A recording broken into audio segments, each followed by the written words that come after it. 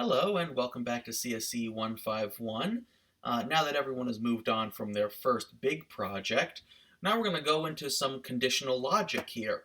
So what is conditional logic? Conditional logic means that there is a condition that is met for it to continue. Remember how I said that, coding goes line 1, line 2, line 3, line 4?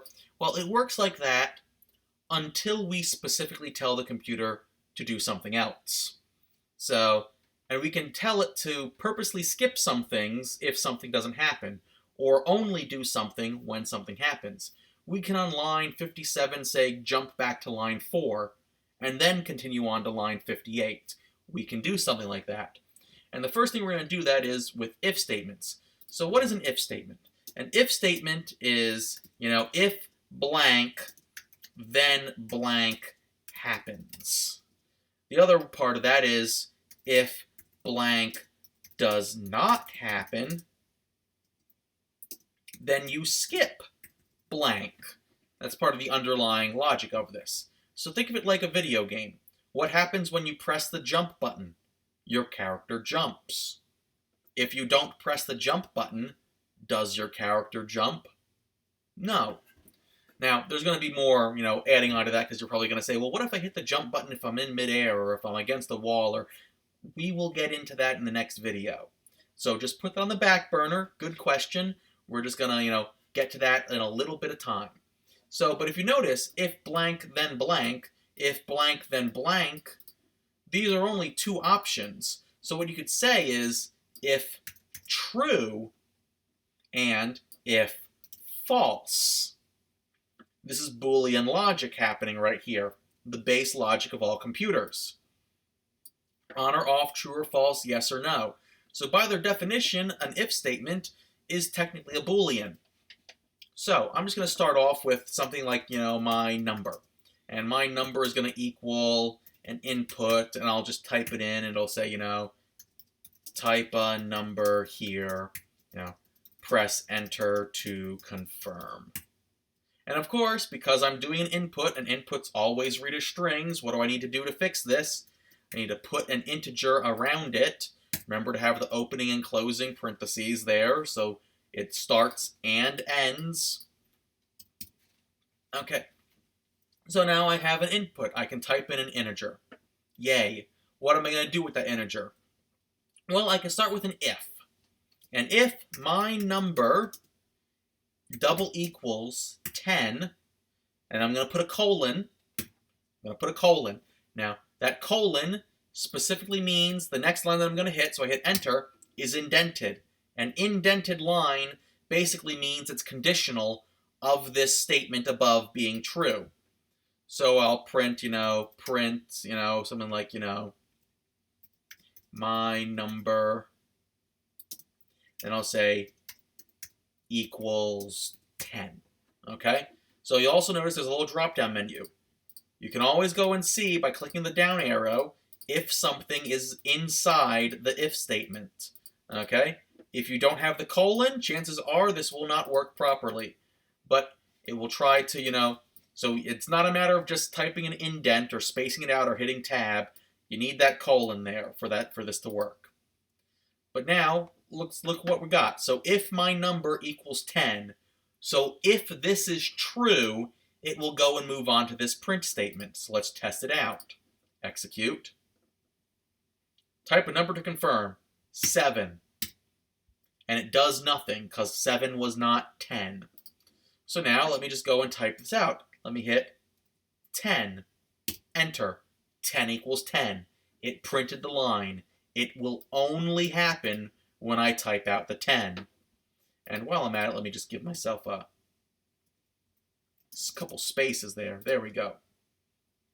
So let's show this again just by looking at this. So let's put 10. 10 equals 10. If I hit anything other than 10, even if it's 10, 10, 10, 10, 10, 10, 10, it's not going to do it. It's not the same number. So it will only happen if it equals 10. Now you might have a question. Why did I use a double equals when I use a single equals over here? Good question. So let me bring this out this way. Single equals is declaring something. I am telling it that this, my number, my variable, is equal to whatever this is, whatever I type in. So if I say equals 10, it is going to be equal to 10. I am storing a 10 in that variable. Whereas if I say double equals, that compares. I'm checking to see if this 10 is in there. I'm not saying put this 10 inside of it. I'm saying, is this inside of it? So single equals declares, double equal compares. Okay? And that's where we're going to go with that. Now, at the same sort of situation, there's this other thing. I can do this if, but at the same time, I can also do ELIF. That stands for else if. So else if, let's check this. If my number does not equal to, the exclamation mark equals means does not equal to.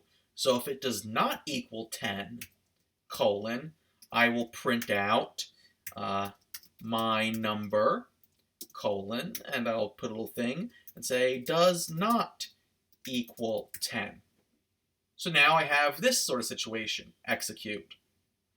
Execute, and I'll say 4. 4 does not equal 10. So what happened? It looked at this. It said, do you equal 10? Yes or no? It said no. So this line got skipped. And then it went down to this line. Well, if you don't equal 10, do you not equal 10? And it says, yes, the number does not equal 10. And it goes and it printed out the phrase does not equal 10.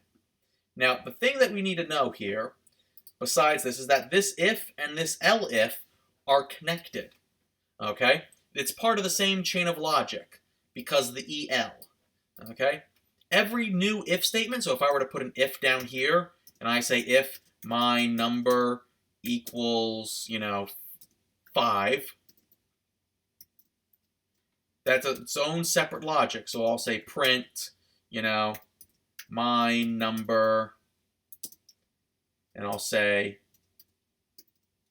equals 5. Okay? So now if I hit execute, and I say I type a 5, the 5 does not equal 10. That is true. And this part right here of equaling 5 is also true, so both if statements print out. However, this counts as 2 separate logic chains. First logic chain is right here at the beginning of this if. The second logic chain is this if. If I were to move this and make it an elif, now it's one logic chain.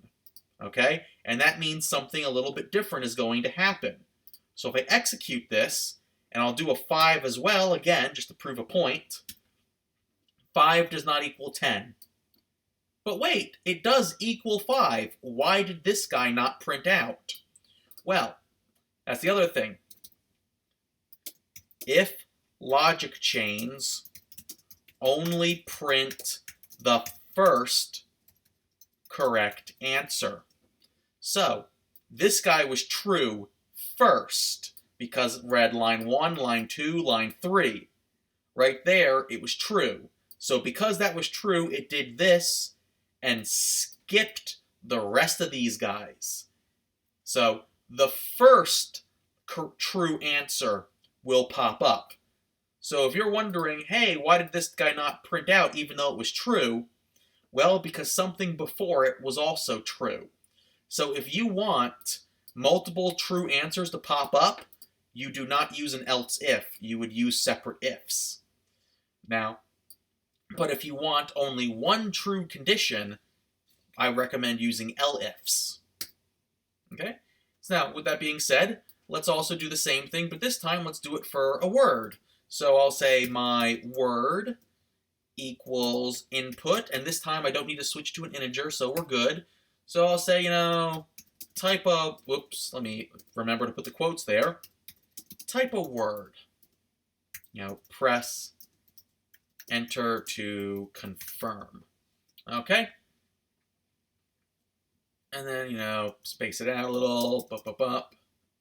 Whoops. Space it out a little. There we go.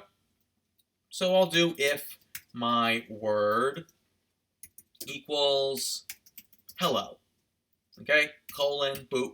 And we know how it's going to go. We go print my word, and I'll say equals,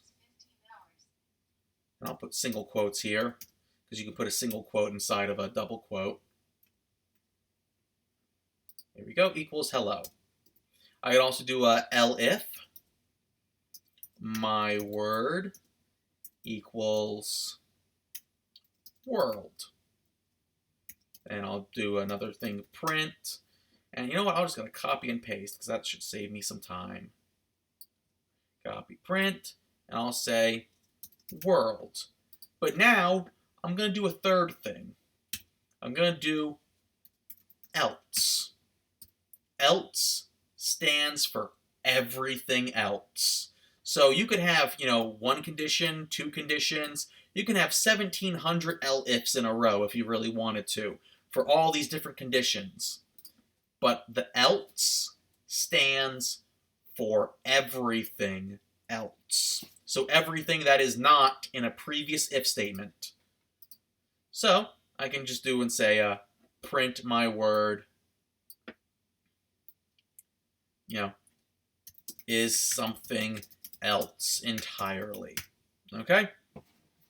So if I execute this, oh, that's right, I'd have a number first. I'll hit 5, and I'll go and say 5 is this. And I say, press a word, whatever. Okay, type a word. Banana. Banana is something else entirely. It was neither hello nor world. Therefore, it was something else. So yeah, that's just how that works. So once you get something that looks a bit like this, we got ourselves a working input and numbers going an if and an else if, and we have an if, an elif, and an else. Once we get something that looking a little bit like this, submit it, send it in, move on to the next video.